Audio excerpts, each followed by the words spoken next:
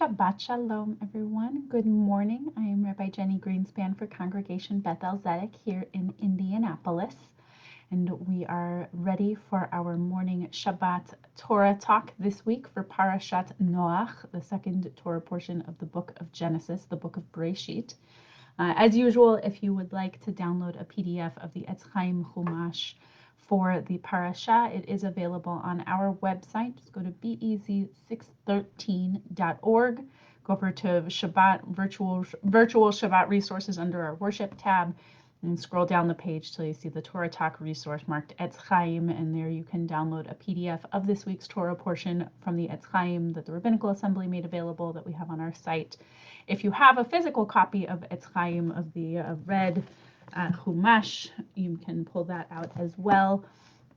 And if you don't have a copy of the Etz Chaim and would prefer not to download, but you have a different version of a Torah or Chumash at home, by all means grab that. We will today be looking at Parashat Noach, and I will be focusing on toward the end of the Torah portion in Genesis chapter 11. We'll start with verse 1 if you want to follow along with me, or page 58 if you are using an Etz Chaim, either in PDF or physical. Page 58, either way, will be on Genesis chapter 11, verse 1. So this week we are in Parashat Noach, or Noah is the second Torah portion of the book of Bereshit, second Torah portion of our cycle. Our bar mitzvah today will be sharing a bit about the flood section that is the most famous and is ever relevant, especially this year. And our bar mitzvah in a little while will be explaining why. So when we get started, I want to focus on a different section of the Torah portion. But for now, good morning, Shabbat Shalom. I see Shabbat Shalom to Miles Siegel and to Cheryl Toof and Marty Lip. Shabbat Shalom and good morning to all of you. So good to see you each week. Shabbat Shalom, Alan Hamburger and Phyllis Luger as well. Let's go ahead and get started. So as I said, we're going to look at Genesis chapter 11, starting with verse 1. This is probably almost as famous, if not as famous, a story as Noah and the flood. That is the first section of our Torah portion. We're going to look today at the story of the Tower of Babel, or as it's called. So we're going to read Genesis chapter 11, verses 1 through 9, and that is the entire story. The entire story, as the Torah has it, is contained in these 9 verses. Everyone on earth had the same language and the same words. And as they migrated from the east, they came upon a valley in the land of Shinar and settled there. They said to one another, "Come, let us make bricks and burn them hard." Brick served to them as stone, and bitumen, which is a kind of tar, served to them as mortar. And they said, "Come, let us build us a city, and a tower with its top in the sky, to make a name for ourselves, else we shall be scattered all over the world." God came down to look at the city and the tower that man had built. And God said, "If, as one people with one language, for all this is how they have begun to act, then nothing that they may propose to do will be out of their reach. Let us then go down and confound their speech there, so that they shall not understand one another's speech." Thus God scattered them from there over the face of the whole earth, and they stopped building the city. That is why it is called Babel, because there God confounded the speech of the whole earth, and from there God scattered them over the face of the whole earth. It's the whole story. We have this story of people, an ancient people who seem to all speak the same language with the same words. There's a lot of commentary as to what that means and how are those different? How are they different? Perhaps we mean the same language with the same dialect. Others have suggested we mean that actually everyone spoke different languages by tribes, but everybody spoke everyone's language.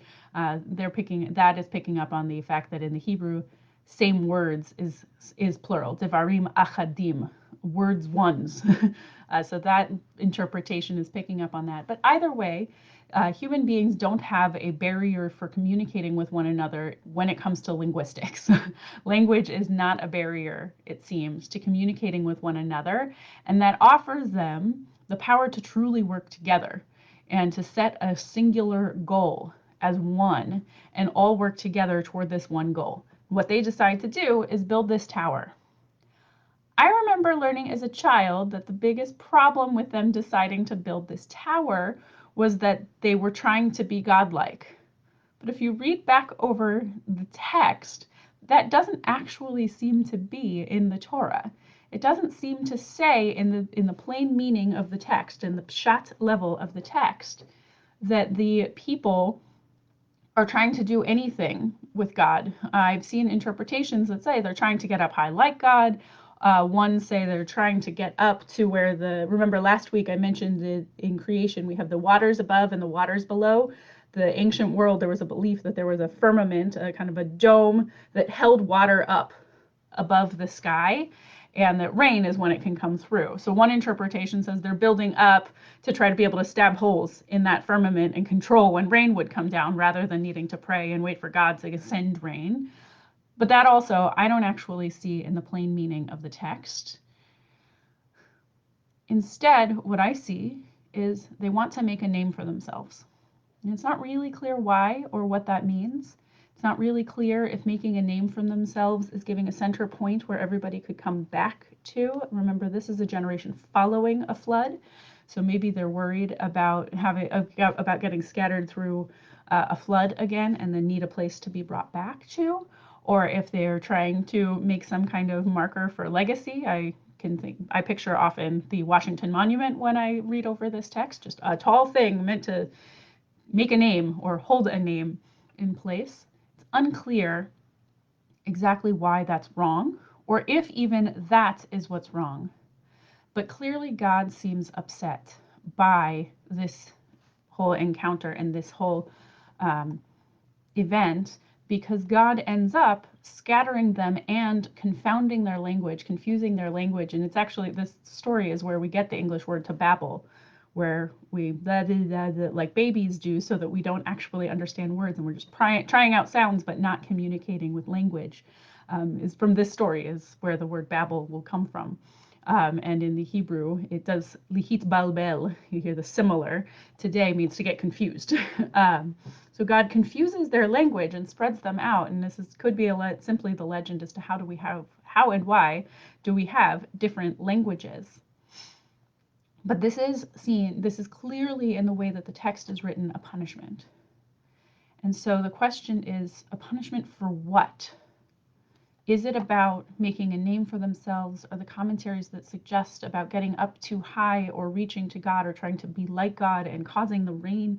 Are those the commentaries that are correct? Is that what's happened? Is that what's wrong? I think that there's possibility in those, but one that has always drawn me, and one that I have a midrash and an explanation I have heard for this many, many times, and you may have heard it before, comes from Pirkei de Rabbi Eliezer, or the chapters of Rabbi Eliezer, which is a text of midrash that was composed around the same time as the Talmud, so in the about 600-ish.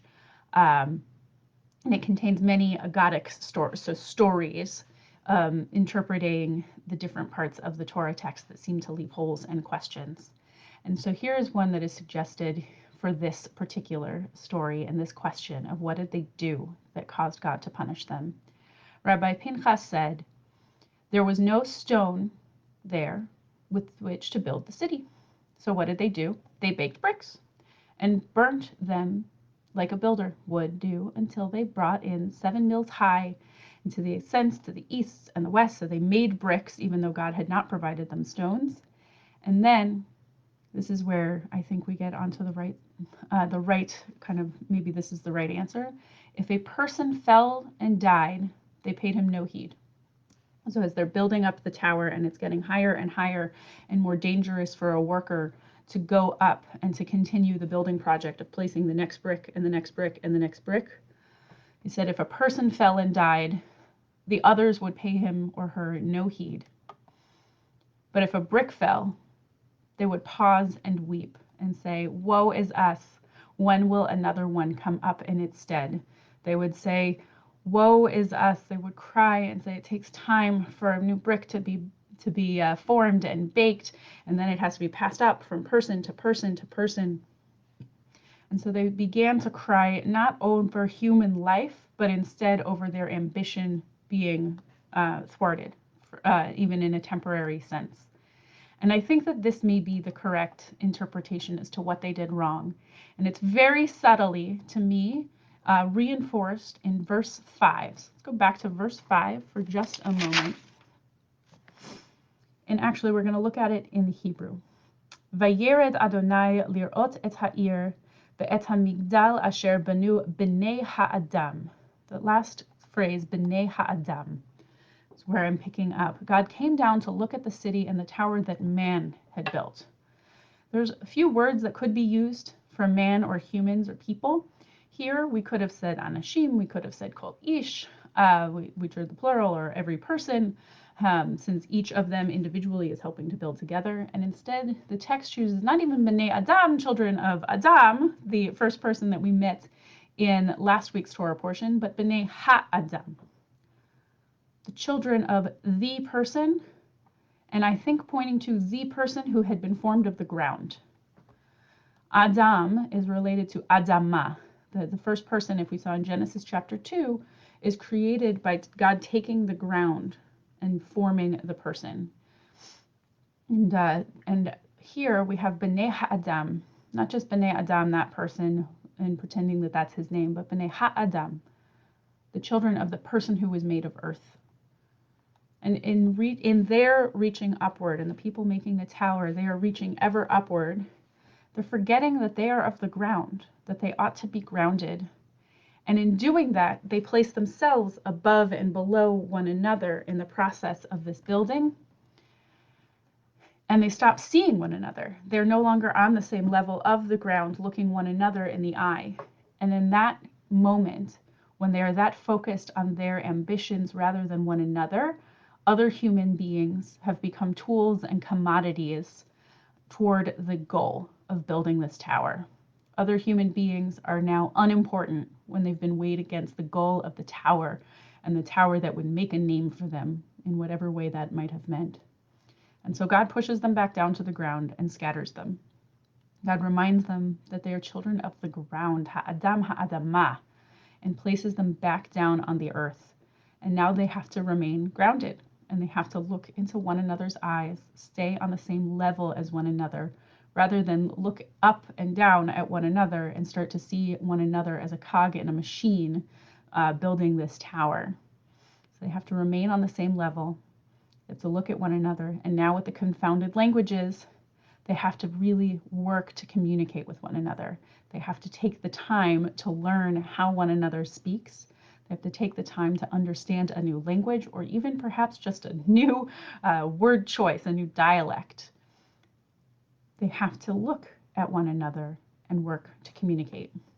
And I think that right now in our society, we are at risk of being like these people who were building the tower, treating one another as a cog toward a greater ambition.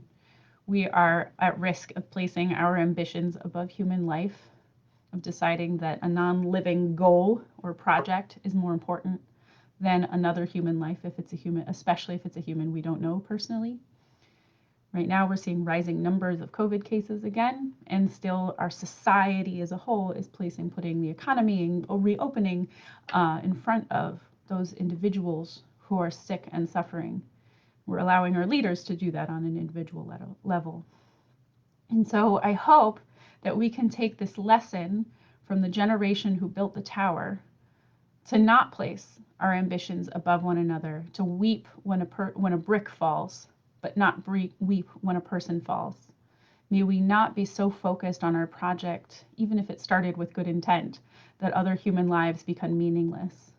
And so let us hope that we can learn to temper our own ambitions and truly weigh them against our values and move forward in the best way that we can. So this Shabbat and this week, may we all remember to be grounded. May we remember to look one another in the eye and work to communicate fully, to value other human lives, and to care for human lives so that we can work together toward ambition that serves all of us. Say Shabbat Shalom. Thank you all so much for joining me. Shabbat Shalom. I see Eric Hogan joined and Carol Steinfeld. And Shabbat Shalom to Cindy Harp and to Mickey Ashworth and Jim Roth and Joel Epstein. So many joining us today. Shabbat Shalom to Stasia Dickens. And Shabbat Shalom just to everybody. If I missed your comment, I see we've got many joining us this morning. I apologize, but Shabbat Shalom to you as well, to every single one of us, every person, every life joining us. Shabbat Shalom. I am so glad you're here.